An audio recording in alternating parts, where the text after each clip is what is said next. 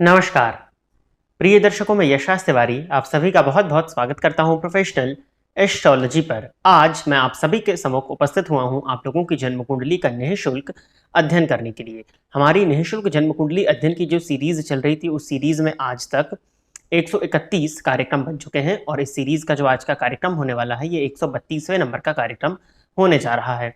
साथ ही साथ निःशुल्क जन्म कुंडली अध्ययन की सीरीज में आज तक 754 लोगों की जन्म कुंडली का अध्ययन निःशुल्क रूप से हो चुका है और आज के इस कार्यक्रम की जो पहली जन्म कुंडली होगी वो 755वें नंबर की जन्म कुंडली होने जा रही है।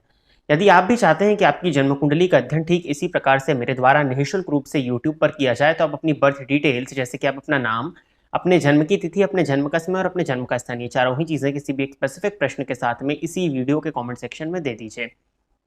आपकी डिटेल्स देने के 3 से 3.5 महीने के बाद में आपकी जन्म कुंडली का अध्ययन मेरे द्वारा ठीक इसी प्रकार से यूट्यूब के माध्यम से निःशुल्क रूप से किया जाएगा। अपनी डिटेल्स देने के बाद में कृपया करके धैर्य का परिचय दीजिएगा। यदि आप इस वीडियो को देखते हैं और इस वीडियो से आपका कुछ भी लाभ होता है तो आप इस वीडियो को लाइक करिए, साथ ही साथ इस चैनल को सब्सक्राइब करिए, ताकि इन फ्यूचर जो भी कंटेंट मेरे द्वारा इस चैनल पर अपलोड किया जाता है उसका नोटिफिकेशन आपको मिलता रहे। प्रिय दर्शकों, आज 12 नवंबर 2023 दीपावली है। आप सभी दर्शकों को दीपावली की हार्दिक शुभकामनाएं। यदि हम मुहूर्त की चर्चा करते हैं तो मां लक्ष्मी की कृपा प्राप्ति के लिए दिवाली के दिन पूजन किया जाता है और मां लक्ष्मी को चंचला कहा गया है, इसलिए हमको एक ऐसा मुहूर्त देखना होता है पूजा करने के लिए जो कि स्थिर हो। वृषभ लग्न और सिंह लग्न में जो मुहूर्त मिलते हैं उनको श्रेष्ठ माना जाता है। तो सायंकाल लगभग प्रदोष काल के आसपास 5:15 5:20 के बाद से 7 साढ़े 7 तक आपको लक्ष्मी पूजन पूर्ण कर लेना चाहिए। आज जो कि मुहूर्त मिलने वाला है आपको, वो वृषभ लग्न में मिलने वाला है। वृषभ लग्न को अत्यंत श्रेष्ठ लग्न माँ लक्ष्मी की पूजा के लिए माना गया है, क्योंकि स्थिर लग्न है और शुक्र का लग्न है। तो माँ लक्ष्मी की पूजन के लिए जो मुहूर्त होगा वो यही होने वाला है। अब हम बिना विलंब किए अपने आज के इस कार्यक्रम की शुरुआत करते हैं और पहली जन्म कुंडली जो कि मैंने बताई 755वें नंबर की होने वाली है, ये बिरजू सोनी जी की है। तो बिरजू जी, आप तैयार रहिए, आपकी जन्म कुंडली मैं ले रहा हूं। बर्थ डिटेल्स इन्होंने दी हैं 16 अप्रैल 1995। जन्म का समय बताया हुआ है सुबह के 4 बजे 4 AM और जन्म स्थान जो है वो है इनका गुजरात में अंजर। कुंभ लग्न की आपकी कुंडली है, राशि आपकी तुला बनती है, लग्नपति शनि लग्न में ही बैठे हुए हैं और वायु तत्व का लग्न है, वायु तत्व की आपकी राशि है। शनि का लग्नगत होना, वैसे तो लग्नेश होकर के लग्न में है, परंतु शनि का लग्नगत होना जातक के जीवन काल में हर एक चीज में डिले कर देता है, देर से वो चीजें उसको प्राप्त होती हैं। आपकी कुंडली में शुक्र शनि की युति लग्न पर है और इस युति पर राहु की दृष्टि का पड़ना, कहीं ना कहीं लग्नेश और राशिश तत्वतः एक है, परंतु उसके बाद भी परेशानी जीवन काल में कुछ ना कुछ दिखाई पड़ रही है। आपकी कुंडली में वर्तमान समय में गुरु की महादशा में चंद्रमा का अंतर और शनि की पनौती आपको चल रही है, तो मानसिक अशांति और परेशानी आपको इस समय पर हो रही होगी। शनि चंद्रमा में वैसे तो नवम पंचम का योग है तो ठीक है, परंतु इसके बाद भी कुछ हद तक परेशानी आपकी जन्म कुंडली अभी प्रदर्शित कर रही है। प्रश्न आपका देखते हैं क्या लिखा हुआ है इन्होंने कि प्रणाम गुरुजी, मेरे लिए धन का कारक ग्रह कौन सा है और क्या उसका रत्न पहन सकते हैं। देखिए, आपके लिए नहीं, ज्योतिष शास्त्र में धन का कारक देवगुरु बृहस्पति को बताया गया है। इसीलिए कहा जाता है कि पूजा पाठ धर्म कर्म से जुड़िए, ताकि उससे आपकी जन्म कुंडली के गुरु को बल मिले और आपकी धन की स्थिति कुछ हद तक ठीक हो सके। अब आपकी कुंडली में धन भाव का स्वामी भी गुरु ही है, तो धनेश और धन कारक आपके लिए गुरु बनते हैं। अब वो गुरु जो है वो जाकर के दशम स्थान में तो बैठे हुए हैं, परंतु कैसे हैं, वो मित्र राशिस्थ में है और वक्री हैं। तो आकारक प्लैनेट का वक्री होना अच्छा नहीं माना जाता, पहली चीज। गुरु अधिष्ठित राशि का स्वामी मंगल नीच राशि में बैठा हुआ है, ये दूसरा नेगेटिव पॉइंट है। और धन भाव के स्वामी गुरु पर शनि की दृष्टि पड़ रही है, परंतु इसका ये मतलब होगा कि गुरु पर शनि की दृष्टि का पड़ना, गुरु के कारकत्वों में कमी आएगी, तो धन से संबंधित परेशानी आपको देखने में मिल सकती है। और इन्होंने पूछा है कि क्या उसका रत्न पहन सकते हैं। नहीं, आप उसका रत्न नहीं पहन सकते, क्योंकि आप कुंभ लग्न के हैं और कुंभ लग्न की कुंडली में गुरु आकारक प्लैनेट में से एक है। आपकी चंद्र कुंडली भी बनाएंगे तो तुला राशि की बनेगी, तो तुला राशि लग्न में आ जाएगी, तो तुला के लिए तो गुरु सर्वथा मारक ग्रह बन जाएंगे, तो आप वो रत्न को धारण नहीं कर सकते। नवमांश के आधार पर गुरु लग्न में नीच राशि में बैठे हुए हैं, तो ओवरऑल गुरु का रत्न तो आपको धारण नहीं कराया जा सकता। तो फिर बात उठती है कि गुरु की, क्योंकि षडबल भी कमजोर है, नवमांश में नीच के तो गुरु षडबल में कमजोर हो गए हैं, शनि की दृष्टि से दृष्ट हैं, दीर्घबल भी उनको नहीं मिल पा रहा है, तो कुल मिलाकर के फिर धन की स्थिति ऐसी ही बनी रहेगी। ये प्रश्न उठ के आ जाता है। नहीं, आपको अपने गुरु को जागृत करना होगा, गुरु के कुछ उपाय करने होंगे। गुरु के उपाय मैंने पिछले एस्ट्रोलॉजी शो में काफ़ी उपाय बताए थे, हर ग्रह से संबंधित बताए थे, तो जाकर के एक बार उस वीडियो को देख लीजिएगा, पहली चीज़। दूसरी चीज़ जो है, आप गुरु के लिए अत्यधिक पूजा पाठ से जुड़िए, धार्मिक कृत्यों को करिए, जितनी भी आपकी इनकम होती है उसका कुछ हिस्सा दान करिए, ब्राह्मणों का आशीर्वाद लीजिए, चाहें तो एक सोने का छल्ला बनवा करके राइट हैंड के इंडेक्स फिंगर में धारण कर लीजिएगा गुरुवार के दिन, उससे कुछ हद तक आपको लाभ मिलेगा। परंतु जो मैंने आपको उपाय बताए हैं, मंदिर की जाकर के साफ सफाई करना, इन उपायों से आपके गुरु को बल मिलेगा। गुरुवार के दिन स्नान के जल में एक चुटकी हल्दी डाल करके स्नान करिए, इससे भी आपके गुरु को बल मिलेगा और धन से संबंधित जो परेशानी है उसमें कुछ हद तक कमी आपको देखने में मिल जाएगी। आगे बढ़ते हैं। अगली जन्म कुंडली जो है ये दीपिका पटेल जी की है। तो दीपिका पटेल जी, आप तैयार रहिए, आपकी जन्म कुंडली में ले रहा हूँ। डेट ऑफ बर्थ इन्होंने बताया हुआ है 9 अगस्त 1991।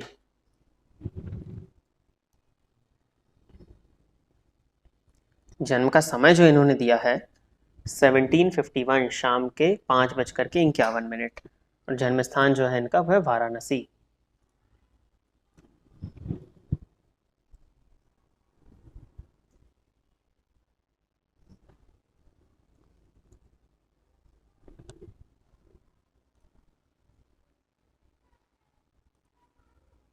मकर लग्न की जन्म कुंडली है आपकी और राशि आपकी कर्क बनती है। शनि लग्नगत हैं, लग्नेश होकर लग्न पर बैठे हैं। सप्तम भाव में सूर्य, चंद्रमा और गुरु की युति पर शनि की दृष्टि का पड़ना और अष्टम भाव में आपके जाकर के बैठे हैं मंगल। अब दाम्पत्य की स्थिति क्या है वो आपके प्रश्न से पता चलेगा। Remedies for turning relationship into marriage with family permission. देखिए, आपकी कुंडली में मुझे लग ही रहा था कि कुछ इसी से संबंधित आपका प्रश्न होने वाला है, क्योंकि शुक्र की दशा में चंद्रमा का अंतर, आपको चंद्रमा सप्तम भाव में बैठे हुए हैं जाकर के स्वराशि के। परंतु मैं आपको एक बात बताना चाहता हूँ, आपकी जन्म कुंडली में सप्तम भाव का स्वामी चंद्रमा नवमांश कुंडली में जाकर के नीच राशि में राहु के साथ बैठा हुआ है।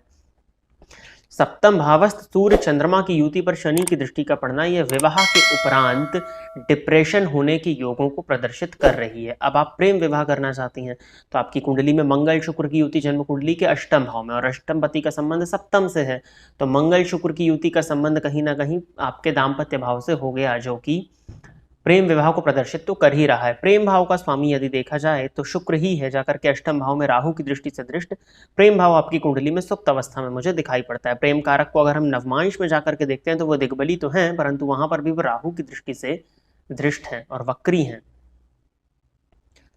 देखिए, आपकी कुंडली के हिसाब से जो मुझे समझ में आ रहा है, विवाह के योग तो चल ही रहे हैं और कुटुंब, आपने फैमिली परमिशन पूछा तो कुटुंब भाव का स्वामी शनि लग्न में बैठा हुआ है और माता भाव का स्वामी अष्टम में, पिता भाव का स्वामी भी अष्टम में, तो माता पिता की मर्जी का स्वीकार हो पाना तो बहुत मुश्किल है। सूर्य और चंद्रमा तो काफी ज्यादा कमजोर है, सूर्य पर भी शनि की दृष्टि का पड़ जाना, माता पिता की एक्सेप्टेंस तो मुझे नहीं दिखाई पड़ती आपकी कुंडली में। अब जब किसी चीज का योग मुझे आपकी कुंडली में नहीं दिखेगा तो मैं उपाय आपको क्या ही बताऊंगा। अब देखिए, जो माता पिता हैं आपके, वो ऐसा तो है नहीं, आप भी अब बचपने से तो निकल ही आए हो, 31-32 की एज लगभग आपकी हो चुकी है, आप भी काफी मैच्योर हो चुके हो और इस इतनी बात की समझ तो आपको भी हो ही गई होगी कि जो माता पिता भी हैं आपके, वो आपका गलत नहीं चाहते हैं।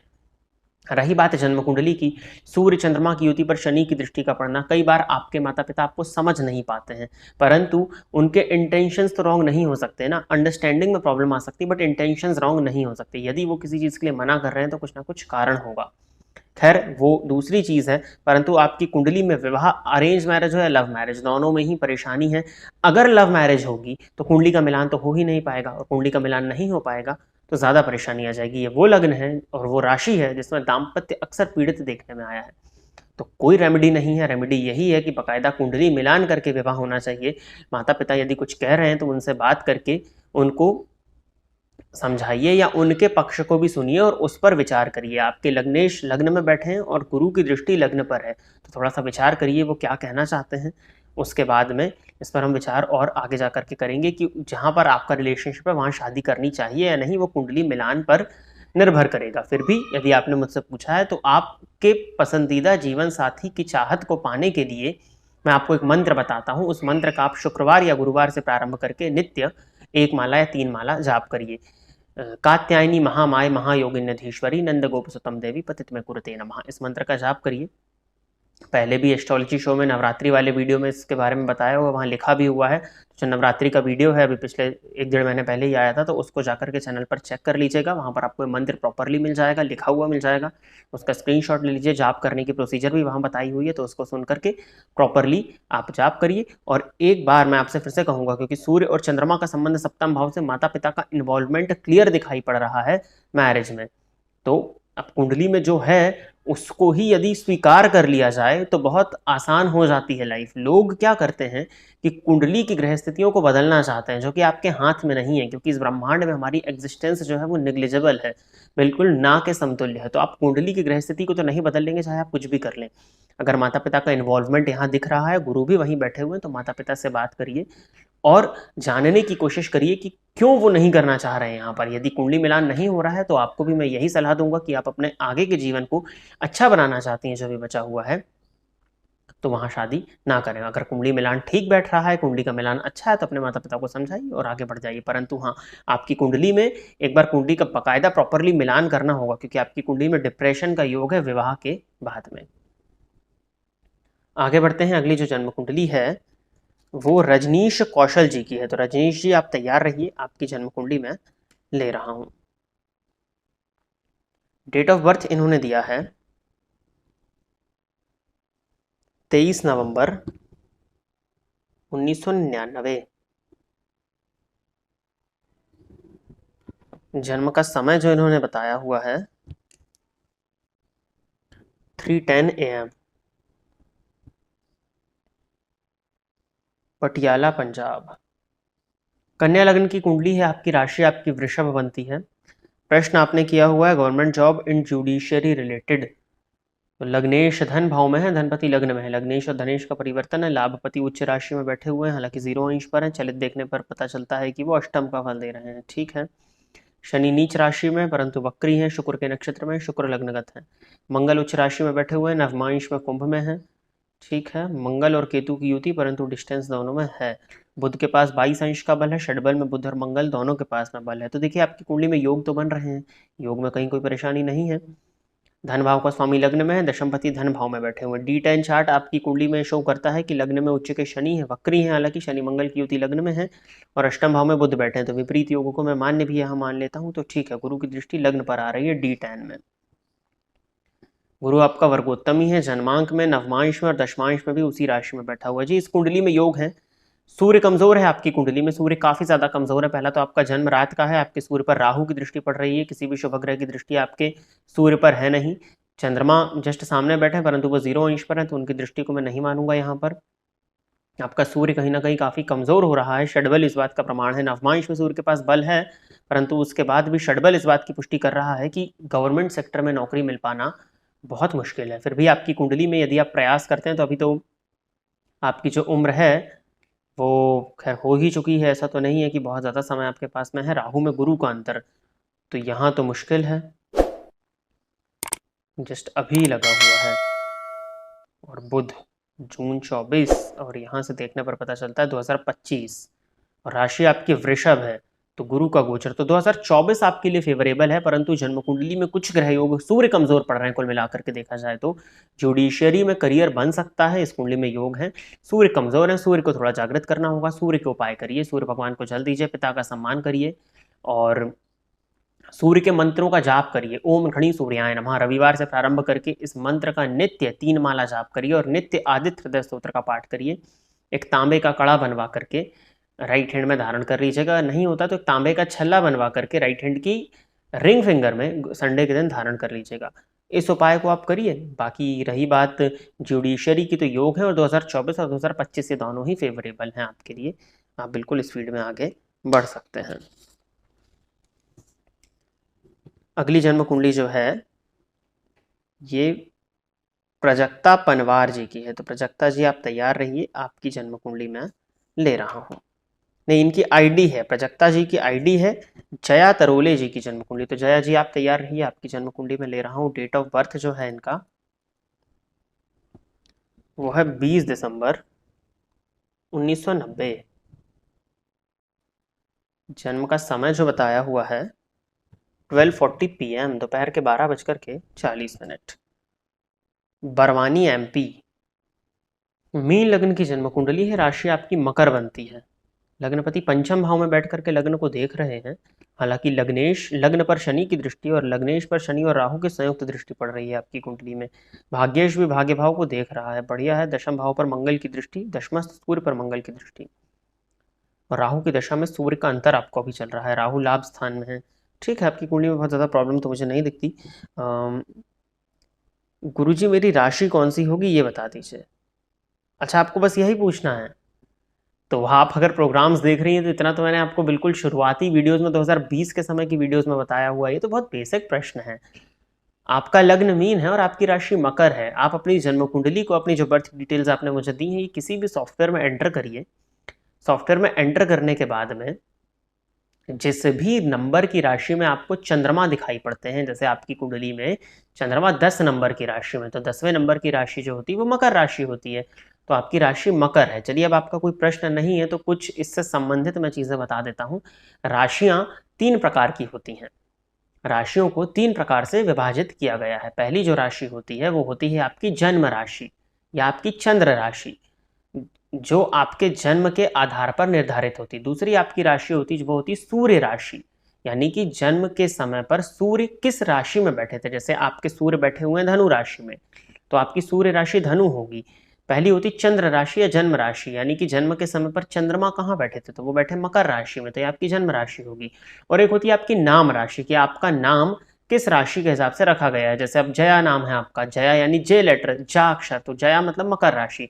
तो आपके माता पिता ने आपकी चंद्र राशि के आधार पर ही आपकी नाम राशि रख दी हुई है, या चंद्र राशि से जो अक्षर निकल के आ रहा था उसी अक्षर से आपका नाम रख दिया गया। तो आपकी नाम राशि और आपकी जन्म राशि मकर है, और जो आपकी ये है सूर्य राशि वो आपकी धनु है। सामान्यतः जो राशिफल आते हैं, जो गोचर इत्यादि आपको देखना होता है, वो आप अपनी चंद्र राशि के आधार पर देखिए। यदि आप अपने वर्क प्लेस से संबंधित चीज़ों को देखना चाहते हैं, वर्क प्लेस से संबंधित भी तब जब आप बहुत ज़्यादा फेमस हो, जब आप बहुत फेमस सेलिब्रिटी हो, जहां पर फेमस सेलिब्रिटी नहीं मतलब आप एक समूह को लीड करते हैं, या लगभग 10-50 लोग आपको आपके नाम से जानते हैं, रोज वो यूज होता है। देखिए, ऐसे तो आपका सोशल सर्कल कितना भी बड़ा हो सकता है, उसका प्रभाव अलग है, परंतु आपकी वर्क प्लेस पे आपके नाम का प्रयोग कितना ज्यादा होता है, उस प्रयोग के आधार पर आपकी नाम राशि का महत्व हमारे जीवन पर पड़ता है। चंद्र राशि का महत्व तो है ही। आप अपने गोचर सामान्यतः जो रोज के राशिफल लोग देखते हैं, तो वो चंद्र राशि के आधार पर देखें। विवाह इत्यादि का विचार करना है तो चंद्र राशि के आधार पर किया जाए। परंतु यदि आप करियर इत्यादि में, जैसे मान लीजिए कोई पॉलिटिशियन है, उसके नाम से ही उसको जाना जाता है, तो उसकी नाम राशि का विचार बहुत ज्यादा किया जाएगा। उसकी नाम राशि से भी गोचर देखे जाएंगे उसके करियर की प्रोग्रेस को देखने के लिए।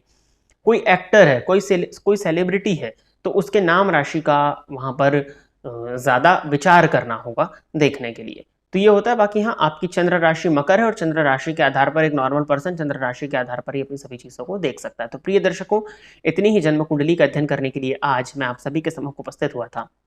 आशा करता हूं कि जितने भी लोगों की जन्म कुंडली का अध्ययन निःशुल्क जन्म कुंडली अध्ययन के कार्यक्रम के माध्यम से हुआ, वो सभी संतुष्ट होंगे। यदि आप इस कार्यक्रम को देखते हैं और इस कार्यक्रम से आपका कुछ लाभ होता है तो आप इस वीडियो को लाइक करिए, साथ ही साथ इस चैनल को सब्सक्राइब करिए, ताकि इन फ्यूचर जो भी कंटेंट मेरे द्वारा इस चैनल पर अपलोड किया जाता है उसका नोटिफिकेशन आपको मिलता रहे। यदि आप भी चाहते हैं कि आपकी जन्म कुंडली का अध्ययन ठीक इसी प्रकार से मेरे द्वारा निःशुल्क रूप से YouTube पर किया जाए, तो आप अपनी बर्थ डिटेल्स, जैसे कि आप अपना नाम, अपने जन्म की तिथि, अपने जन्म का समय और अपने जन्म का स्थान, ये चारों ही चीज़ें किसी भी एक स्पेसिफिक प्रश्न के साथ में इसी वीडियो के कमेंट सेक्शन में दे दीजिए। आपकी बर्थ डिटेल्स देने के 3 से 3.5 महीने के बाद में आपकी जन्म कुंडली का अध्ययन मेरे द्वारा ठीक इसी प्रकार से YouTube पर वीडियो बना करके किया जाएगा। आज के इस कार्यक्रम में बस इतना ही रखते हैं। नमस्कार।